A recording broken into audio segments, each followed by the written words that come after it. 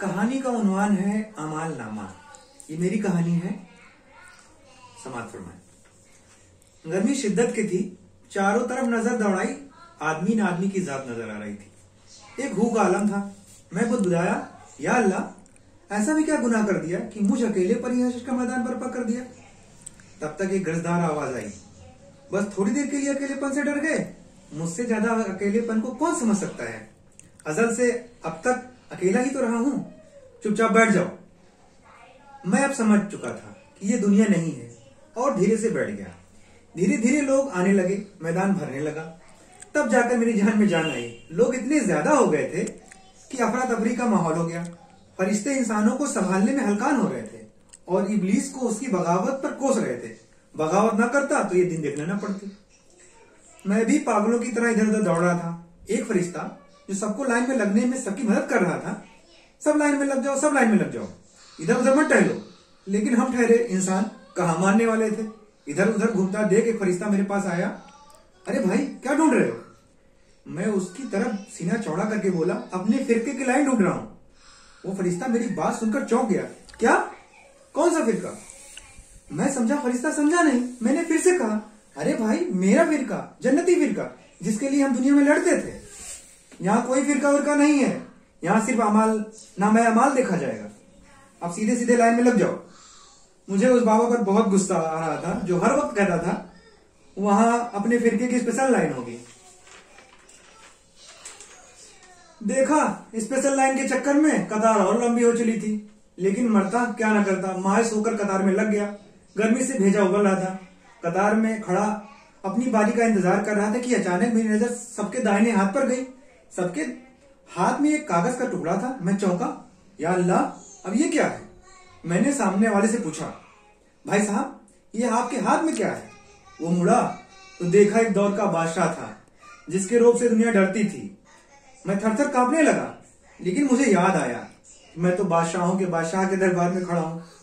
मुझ में थोड़ा हौसला आ गया। मैंने उसके कंधे पर हाथ रखकर कहा, और भाई साहब बताओ क्या हाल चाल है?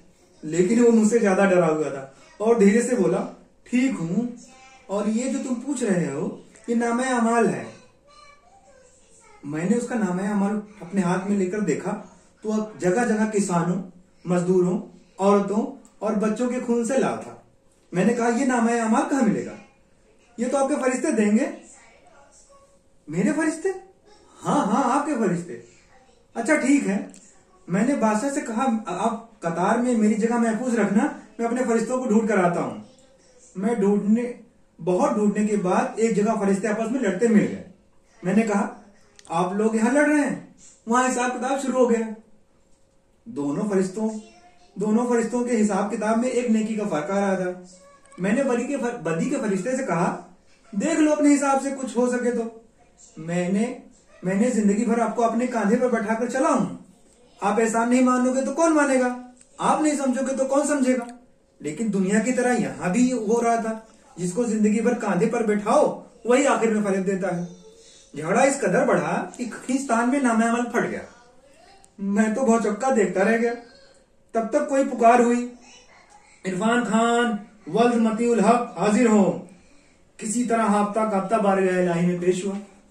पूछा गया, नामा अमाल कहाँ है? बोला, फट गया। डाल दो इस मरदूद को जहन्नम में। जहन्नम का नाम सुनकर मेरी सिट्टी पिट्टी गुम हो गई। अब तो तले गए इरफान पकौड़े की तरह। मैं ठहरा लिटरेचर का तालिब इल्म, खुद को बैलेंस करके बोल पड़ा और दुनिया की तरह यहां भी लफाजी शुरू कर दी। या अल्लाह, मैंने तेरी खूब इबादत की। मौलवी साहब ने जो भी कहा मैंने किया। लेकिन मौलवी साहब का नाम आते ही सारे फरिश्ते हंसने लगे, जैसे कोई मजाक कर दिया हो। मैंने फिर शुरू किया, या अल्लाह, सच में तेरी खूब इबादत की। काम धाम सब छोड़ दिया, तेरी इबादत की। माँ, बेटी, बीवी सबको छोड़कर तेरी इबादत की।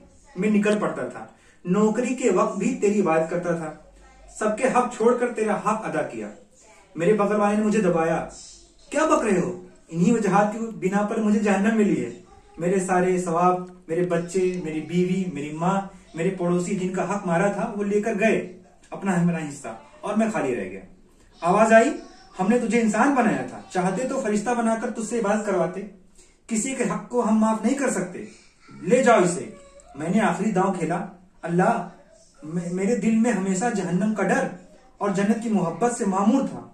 उधर से आवाज आई, और मेरी मोहब्बत? मैं चुप हो गया। देखो, नामाए अमाल लाओ, इसके बगैर कोई चारा नहीं, ले जाओ इसे, और भी काम है यहाँ।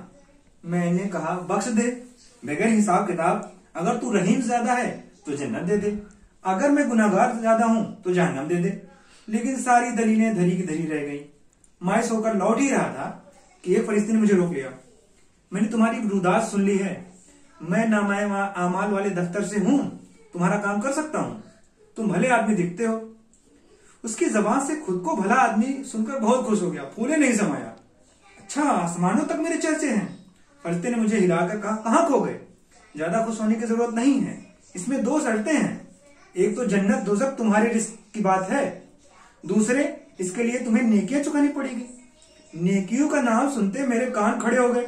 दुनिया में पैसे और आखिरत में नेकियां, किसी का पेट नहीं भरता। मैंने पूछा, आप तो फरिश्ते हैं, आप तो गुनाहों से पाक हैं, तो आपको क्या काम पड़ गया नेकियों से? फरिश्ता बोल पड़ा, मैं भी कुछ दिन दुनिया में रुक गया था, नेकियां देते हो या चलो मैं। मैंने अपनी कफन टटोली, 42-43 नेकियां मिली थी, जो ये कहकर लोगों से मांगी थी कि मेरा नामाए अमाल फट गया, खुदा के लिए मेरी मदद करो। वो फरिश्ता मुझे मेरी नेकियां लेकर मुझे एक दफ्तर ले गया और बोला, देखो, इन नामे अमाल में से कोई भी एक नामे अमाल ले लो, लेकिन ख्याल रहे इसी नामे अमाल से तुम्हारी जन्नत और दोज़ख का फैसला होगा।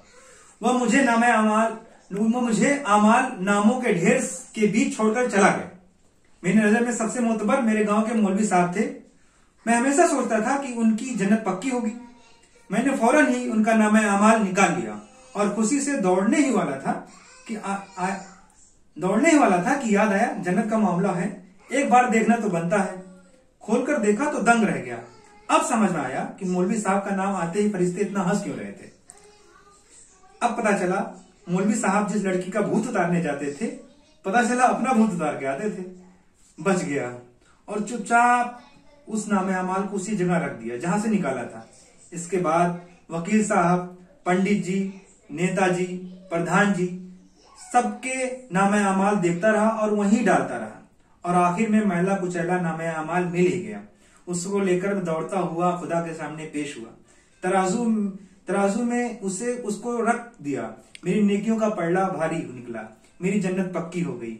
वह नामे अमाल मेरे गांव के पागल का था, जो हर वक्त कहता था, न हिंदू हूं न मुसलमान हूं, मैं इंसान हूं, मैं इंसान हूं, मैं इंसान हूं।